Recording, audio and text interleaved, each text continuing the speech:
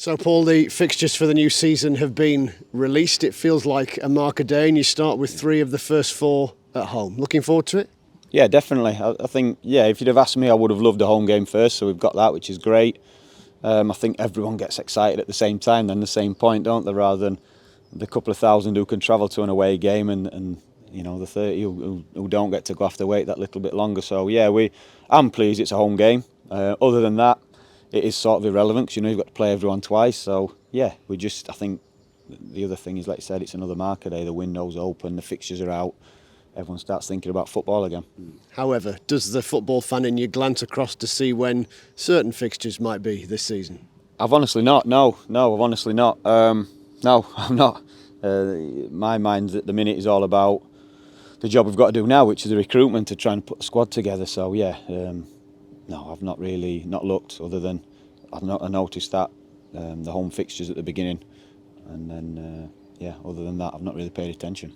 Well, let's talk about recruitment then, and look back before we look forward. What prompted the decision to not renew Billy Sharp's contract when there was a kind of thought that it might?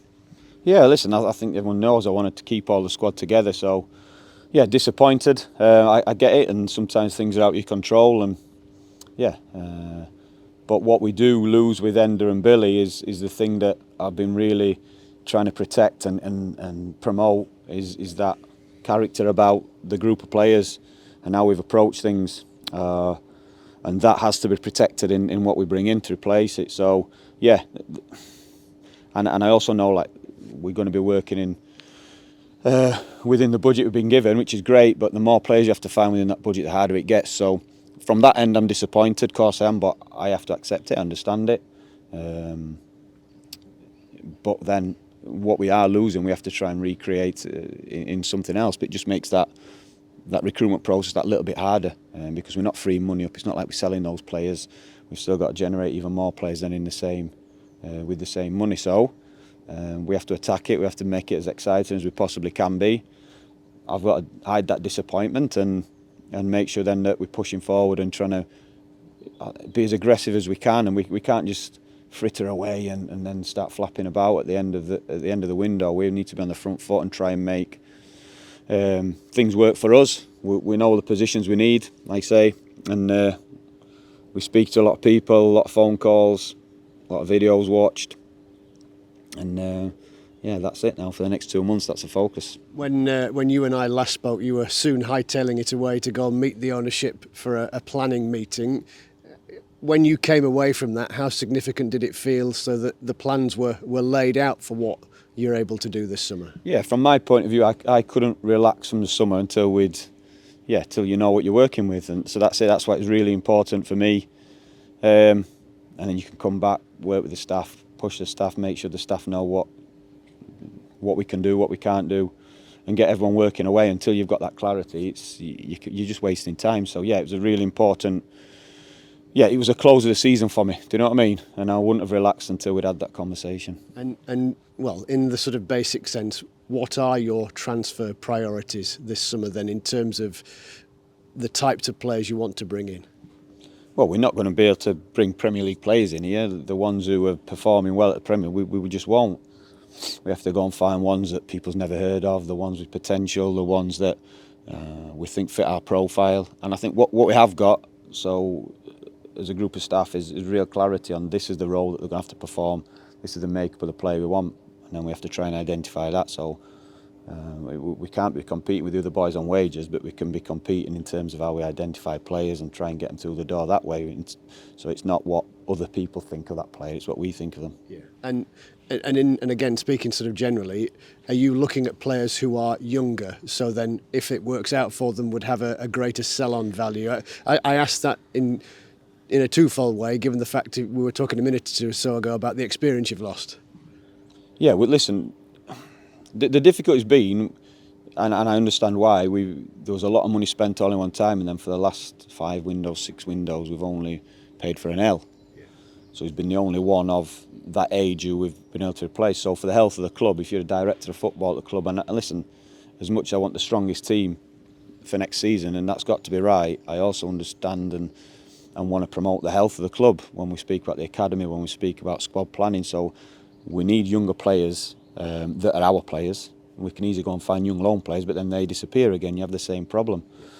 So we need younger players that are our players, definitely.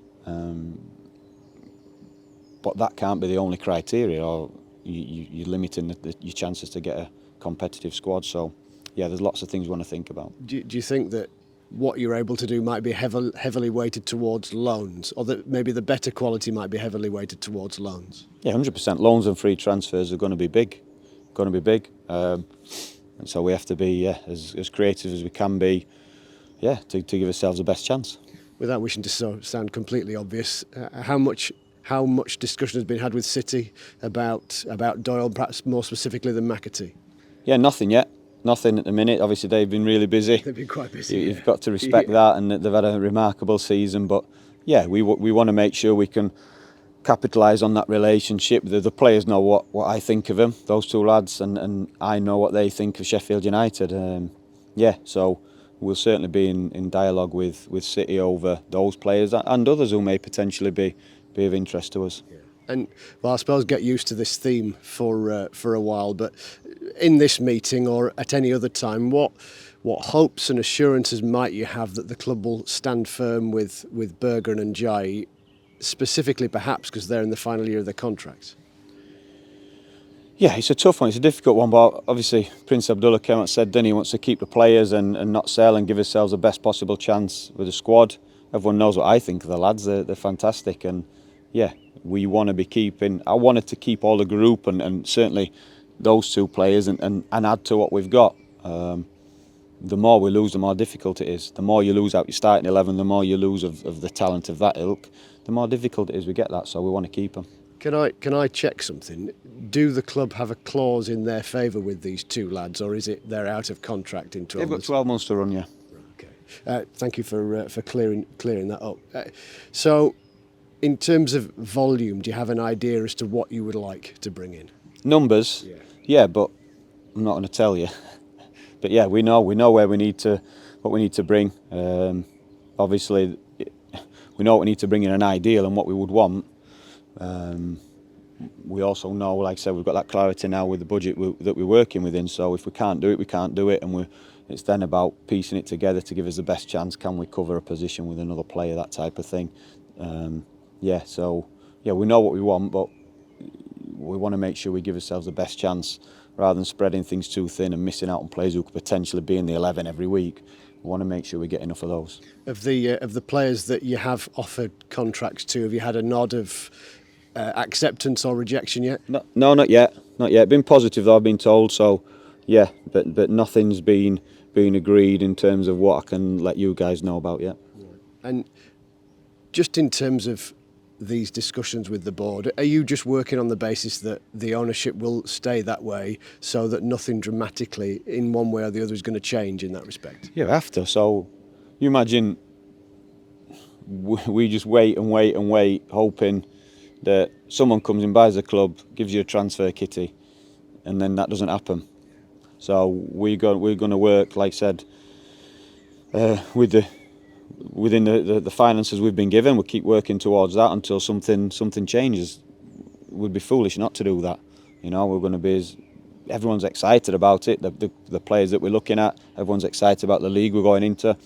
Everything else away from that is nothing to do with me, us, or the players. So we'll just focus on that until we're told anything different. It would be remiss of me not to mention the significant speculation so far.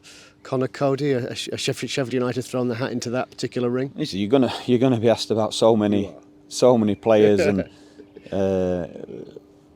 I honestly don't look, but it has been fun when I came back off holiday and people who I know asking about certain players. Well, and some of them are quite funny. Some of them may be spot on. You'll never know. Find out in due course. Yeah, exactly. Okay. And just finally, for an existing player, where's Rhian Brewster and chances of him being around soonish? Yes, it's progressing well. Obviously, the length of time he's been out mean we have to be more careful when he comes back. But regarding from obviously that setback towards the back end of last season, everything since then has been progressing well. But when Rhian comes back, I'll say now, we're going to be very cautious with him, very careful with him. We have to be. No one has worked harder than him. He's been fantastic around the place. He's still remaining positive, which you have to do, and we want to be positive around him as well. So, yeah, we just see it as a bonus when we get him back, get him on the pitch, get him competing. But we need to be really protective of him as a group of staff and as a medical department to make sure that, however long it takes, we get him back fit and ready. And just finally, to wrap everything off, in terms of your own transfer planning, how much of that could be done before pre-season, or the idea of loans being made to wait by parent clubs because of the domino effect scenario? Yeah, I think it's going to be... Yeah, listen, I'm preparing myself for a tough window, for a tough window. It doesn't mean I'm expecting that and it's going to happen, but I'm preparing myself. All the little bits and pieces that I think may happen, could possibly happen. I'm preparing myself for a tough window. As soon as we get things in place, loans, free transfers, which we're happy with and fit into, like I said, our structure, our finances, we'll make it happen. We'll go for it straight away. But we'd be daft if we had 8 or 9 players all lined up now, ready to go, and we went for them all, but that stopped us doing anything further down the line with what might pop up. We'd be foolish, because as you say, that there's usually some real good players available towards the end of the window for different reasons. And listen, I don't think that happened. I don't think we get ourselves in a position where we do all our business early on. I think it's going to go right down to the wire. I hope not. I really hope not. And we want to get as much done as possible, as soon as possible. But like I said, I'm preparing myself for that stressful one that goes right down to the final second.